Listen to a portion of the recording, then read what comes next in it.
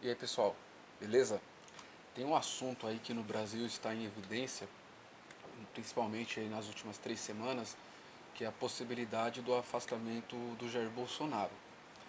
Na minha opinião, ele não vai ser afastado, não vai acontecer o impeachment, basicamente porque ele tem o apoio da burguesia nacional, que são os empresários, tanto que todas as reformas que foram propostas por ele passou. Ele também tem o apoio aí de um amplo setor da ativa do Exército, que é muito importante.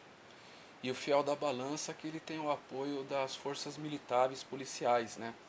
Os policiais eles são muito presentes no apoio ao Bolsonaro e é um fiel da balança muito importante. Então, basicamente por esses três motivos, eu não considero que o Bolsonaro vá cair, que vai ser impeachmentado, muito menos renunciar. Mas a proposta é explicar para vocês quais são as duas possibilidades práticas para que legalmente ele seja afastado.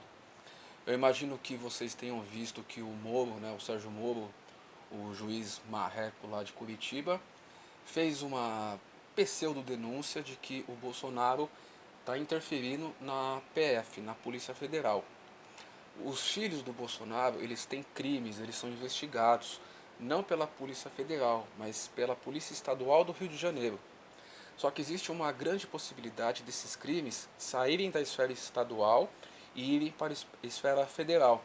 Então, o Bolsonaro ele se adiantou nesse sentido, trocando o superintendente, ele teria uma possibilidade maior de manipular e os seus filhos, a sua família não fosse investigada.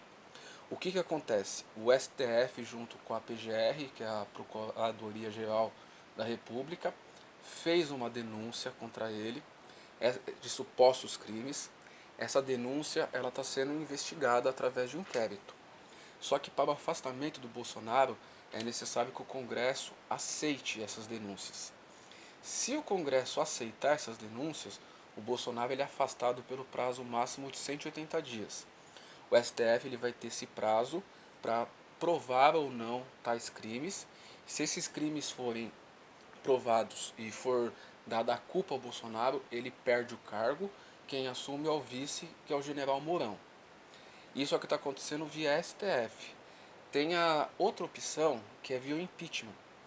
Tem aproximadamente, até semana passada, tinha uns 30 pedidos de impeachment, de vários partidos, de várias correntes, independente da questão de esquerda ou direita. Como que funciona o processo de impeachment?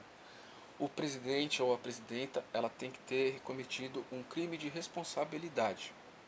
Do Bolsonaro, o crime de responsabilidade é igual ir no mercado. Você vai na prateleira e escolhe. Eu particularmente eu gosto muito do Golden Shower do ano passado, lá no Carnaval. Mas enfim, o Congresso, via o seu presidente, que é o Rodrigo Maia, ele precisa aceitar um desses processos. Ele aceita um pedido do impeachment. E aí vai para votação na Câmara, na Câmara dos Deputados Federais. Essa Câmara ela tem 513 deputados.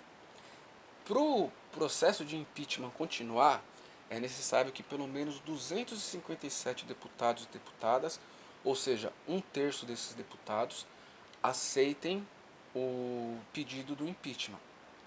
Não é à toa que nos últimos dias o Bolsonaro se voltou ao Roberto Jefferson, né, que é do PTB, é o chamado Centrão, que nada mais são do que partidos de direitas, fisiológicos, corruptos, distribuindo cargos para que, se o Rodrigo Maia der continuidade em algum desses pedidos de impeachment, o Centrão vote com o Bolsonaro, para que não tenha o andamento do impeachment. Ele precisa de 172 votos. De 513, ele consegue comprar 172 votos, via emendas, via distribuição de cargos. Mas vamos imaginar que os 257 votos sejam estabelecidos. Ele não é impeachmentado, ele é afastado pelo prazo de 180 dias e aí vai para o Senado. No Senado nós temos 81 senadores. É o mesmo processo, ele precisa de 2 terços. Se tiver 2 terços de votos, ou seja, 41 votos, aí ele é impeachmentado. Ele perde o cargo e quem assume é o vice-presidente, o general Mourão.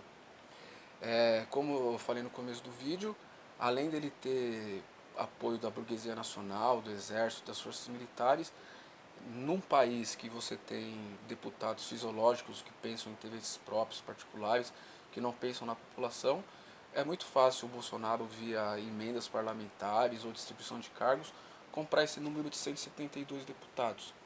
Mas os dois caminhos são esses, tá? Só quis explicar para vocês como é que funciona legalmente. Beleza? E fora Bolsonaro, hein?